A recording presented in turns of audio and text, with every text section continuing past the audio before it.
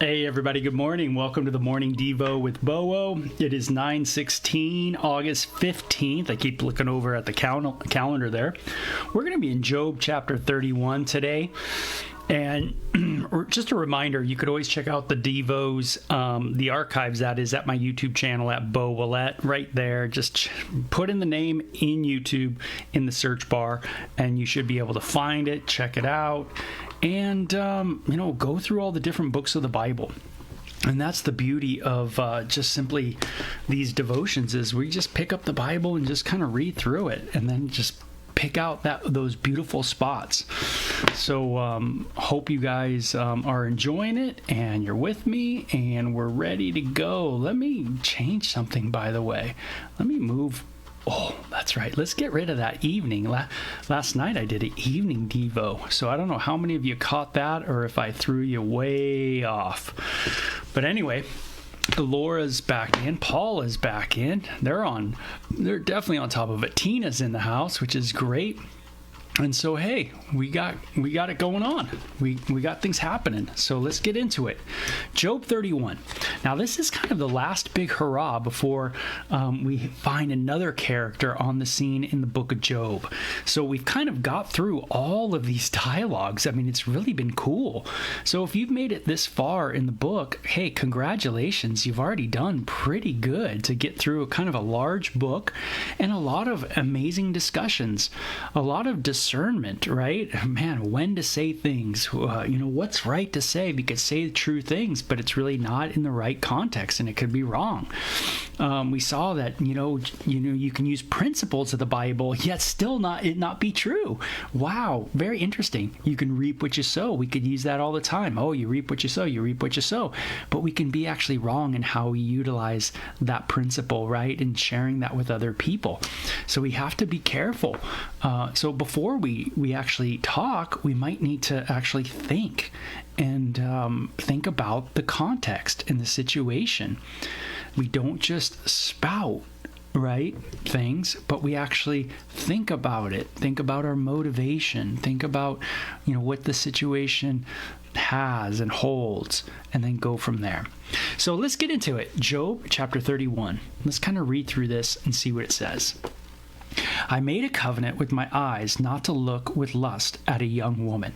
Now, this is Job's final protest of his innocence. Remember, his friends have been saying, hey, it's got to be something that you've done that's put you in this situation of being an enemy of God. Obviously, you're an enemy of God because look what's happened to you, bro. I mean, look at all the judgment that has come upon you. God certainly judges the wicked, and look at kind of where you're at. God certainly puts the principle in motion. You reap what you sow, and you obviously are reaping the harvest that you sowed. And so Job makes his plea of innocence. I made a covenant with my eyes not to look upon lust at a young woman. Man, what a great passage, right? One of those kind of circle, underline kind of things. Man, a covenant with your eyes. Ooh, how often has our eyes got us into problems? Voyeurism. Oh man, we become amazing voyeurs. Now we are just by biology, right? A lot of us have eyes, and when you have eyes, we tend to look at things, and if we don't have eyes, we tend to hear things. Our ear perception kind of perks up, and we tend to be listeners. We have these senses, and we tend to utilize them quite a bit, right? And navigate our world by them. And it's not that those necessarily are bad, but they can definitely go astray. And we've seen that in our lives, haven't we? Where our kind of natural things just go a little wrong. And here it says, hey, I made a covenant with my eyes. Not to what? Be lustful. This is a real message to all of us in our generation. I know me, I'm a product of a very lustful world and a lustful generation, a lustful city and a lustful community, growing up. And man, this is one that is just a constant work on, in your life, a constant work on. lusting after things. We can lust after, with our eyes, we can lust after, of course, sexual things. We can lust after food, right? A lot of us do that today. Food has become a incredible lustful object. But many other things, homes, cars, you name it, we can very much lust after those things. They become obsessions. For what is God above chosen for us? What is God above chosen for us?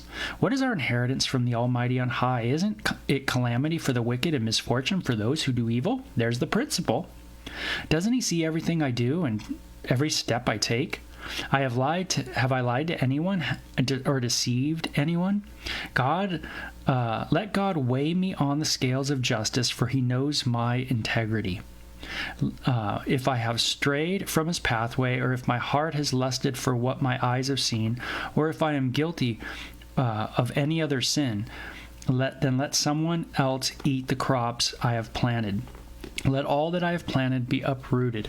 If my heart has been seduced by a woman, or if I have lusted after my neighbor's wife, then let my wife belong to another man, and let other men sleep with her. Wow, right?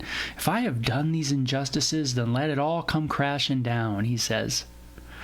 He says, for lust is a shameful sin, a crime that should be punished. Woo, that's, Job just says, yeah, that's right. If you're lusting, there should be a punishment for it. Man, accountability for lust. That's something I'm not sure our world really likes too much. And that's one of those things you got to kind of come to grips with when we come to God.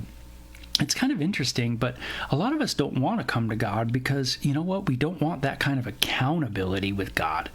Who wants to have accountability when it comes to our lustful attitudes? A lot of times we go, no way, let me keep that lustful attitude.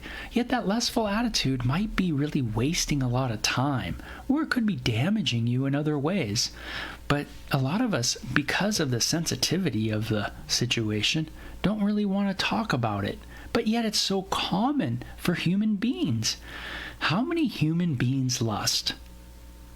Can you put a number on that? How many human beings you think have lusted in their life? Okay, I think we can come to an agreement.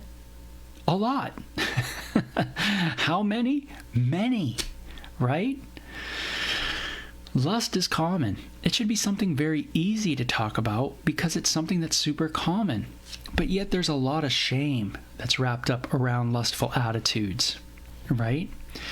It's no wonder that if you put something out for free that's arousing, people will look at it. That's just how it is. When you put food out, people look at it. Oh, look at that. You put out all the goodies. Oh my gosh. You go to the counter and you look through the glass window at all those goodies. And man, how many of us love to go to a donut store just to check out the donuts, right? You just love looking at things that are baked amazing or, beautiful. And that's how it is with so many things in our world, And we don't want accountability for those things. That's the last thing we want.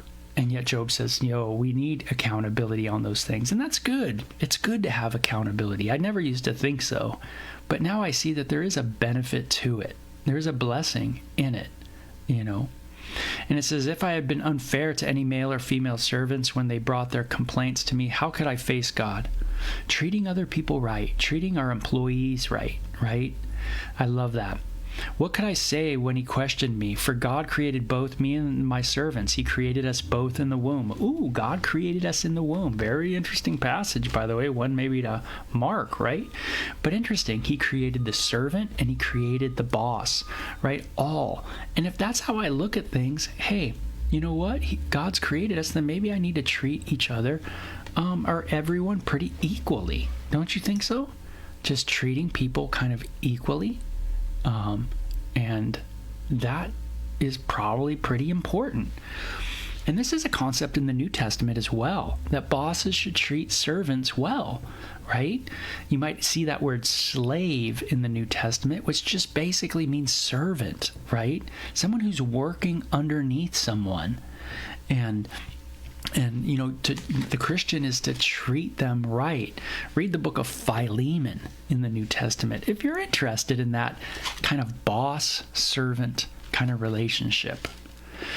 And it says, Have I refused to help the poor or crush the hopes of widows? Have I been stingy with my food and refused to share with orphans? No. From childhood, I have cared for orphans like a father, and all my life I have cared for widows. Whenever I saw the homeless without clothes and the needy without nothing to wear, did they not praise me for providing wool clothing to keep them warm?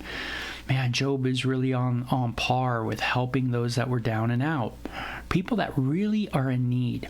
We should always have an open heart to people that are always in need. Be thinking about, praying about, how can I help? What are ways that I could really benefit the situation? Not just a quick fix, but how can I really help the situation? It's something we should be praying about. And have I put my trust in money? This is down in verse, let me go back up to verse 21. If I raised my hand against any orphan, knowing the judge would take my side, then let my shoulder be wrenched out of place. Yikes. Let my arm be torn from its socket. That would be better than facing God's judgment. For if the majesty of God opposes me, what hope is there? So true. If God opposes you, what hope is there? None. That's what it is. Absolutely zilcho. I have put my trust in money or felt secure because of my gold, if I have, right? Have I gloated about my wealth and all that I own? Have I looked at the sun shining in the skies or the moon walking down its silver pathways and been secretly enticed in my heart to throw kisses at them and worship? Whoa! Have I been enticed into idol worship? Have I been enticed into serving money and worshiping money? Has that been where I've been? You guys know me. Is that where I've been? And the answer is no, Job. So Job is pleading for his innocence, making it clear that, hey, I haven't, what's happening to me is not because of something that I've done. Right? Some kind of wickedness. And then he says, if so, I should be punished by the judges, or it would mean I have denied the God of heaven.